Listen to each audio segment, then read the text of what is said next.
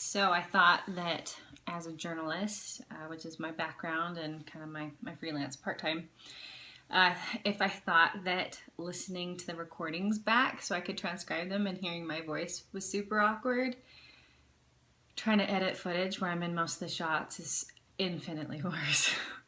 And so I've been editing not like this, but I kind of want to be. I don't enjoy that. But I am having fun watching the whole thing come together. Or I guess making it come together, since it's not so much happening to me as I'm happening to it. And it's sort of a long story how I came into doing this documentary. A lot of people have asked. I was doing a documentary on my dad. He passed away a few years ago, and he was in the film industry. And that kind of, someone that was on my team, that was brought onto my team by one of my producers, she was working on this other documentary, working with a foundation that helps people with HIV and AIDS. And she knew that my background is in writing, and I was working on producing the one documentary. And so she asked if I wanted to be a part of that one, and I said, yes, absolutely. You gotta say yes in life, and it sounded like a great opportunity. Plus, this foundation was originally working with orphans, HIV orphans, and my two younger kids are adopted, so that's near and dear to my heart. So I ended up going on to that, and actually the lady who brought me on, she ended up dropping from the project just before, there goes my light, just before we started shooting in India. So then it was just kind of me. So anyway, that's kind of how I came to do it. And even though my dad was in that industry, it was never an interest of mine, but it's been pretty awesome. Now that it's fallen on my lap, I'm really enjoying it. But anyway, that takes me to a quote that I put on Facebook today on this podcast, Mormon Meat Locker, that I run.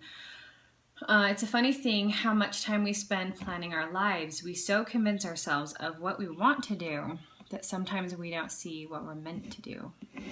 And that feels like this hard lesson that I've had over the last couple of years. Probably the last few years, but especially the last couple. I had a definite idea of how my life was going to go. I had it planned out. Especially being a religious community and being pretty conservative, I knew I was going to get married and have children, and I was going to be at home with my kids and raise them, and then fast forward, my life, my marriage fell apart, and ended up single mom and needing to go out and get the full-time job. And fortunately, I had been doing journalism part-time. I'd been writing for a newspaper for fun. And so I was equipped to jump into an editing position at a good paper. But even then, things didn't kind of go the way, I was like, okay, new plan, we got this.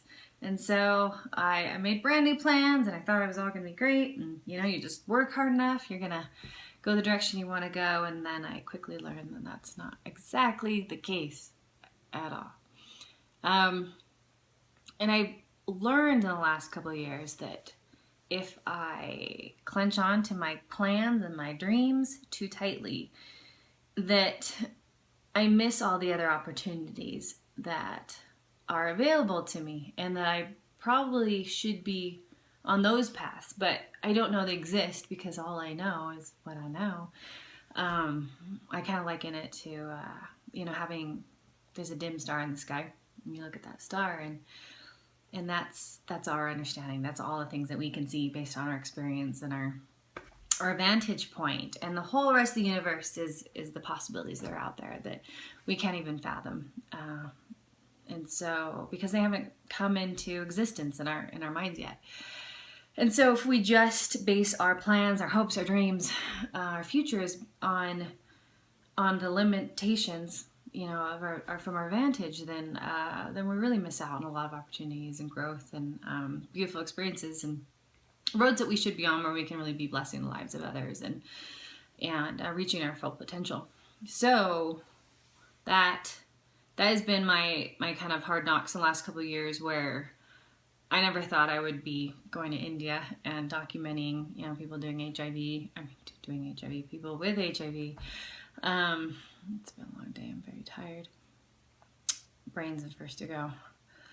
But I'm loving it, and I'm loving I'm working on an app right now, and I'm writing a couple of screenplays, and I have a podcast, and just all sorts of different things, but I never would have considered them. I never would have thought they'd be possibilities in my life, and I've learned to just open up my mind and kind of, loosen my hold on things. And the other thing, I guess, that's somewhat related is that I always saw happily ever after, all the Disney movies. It's you get married and you live happily ever after, but the happily ever after is always in the distance. And I feel like you make these choices, these good choices, that you'll get to that point. But again, it's always in the future. And I've learned that regardless of your choices, your life is going to just challenge you to the brink of what you can handle. At least that's what I think. Maybe there's people out there that are just coasting by and loving it. But I feel like everyone I talk to, and it's certainly me, it's just been challenged, right, to, the extent of what we can handle, but makes us way more interesting people, and makes us more three-dimensional. And I think we learn so much more, as much as I hate to admit it, because I don't like going through those things. It makes our life so much more rich, and it makes us better people. So anyway, the whole point of that was, the other thing I learned was, you can't live for that future, nor can you think that your life is going to be cushy if you make decisions. Certainly you can improve things to some extent. You don't want to not work, because you'll probably end up on the streets, and I don't want that future. But I've learned that you can't think of, I think, joy and challenges separately.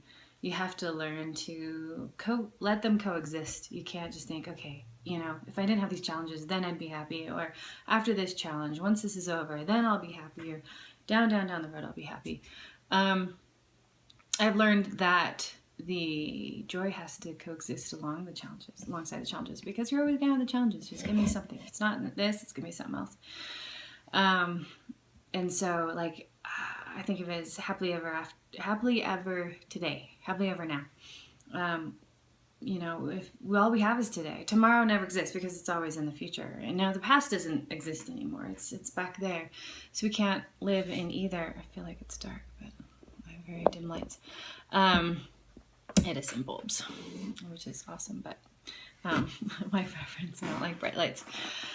Anyway, but yeah, so I think that you have to just, not eat, drink, and be merry necessarily. Don't make bad choices, but we have to just be joyful in this moment. And, regardless of what we're going through, just really try to feel that inner joy and a sense of peace. And of course, things are going to rock us. And you have to not push those bad feelings away. I learned to, accept without dwelling on the bad things, but, kind of try to learn from them. Why are you feeling those things? But also allow yourself to feel happiness and to seize the day and do things that bring you joy. And, I'm not one to do what I call the Groundhog Day, where you just do the same exact thing every day. You go to work, you come home, you watch TV, you crash at the end of the night, you feel like you're never learning, you're not growing. You need to put yourself in new experiences, so you're always kind of putting yourself out there and experiencing new adventures. And so, even though I'm divorced and single, and I try to live every day with meaning and power, and try to be true to myself and my potential for having joy, and it's certainly an ongoing challenge. Nothing comes easy, but anyway, those are my thoughts about that. Have a good night, and do this again tomorrow.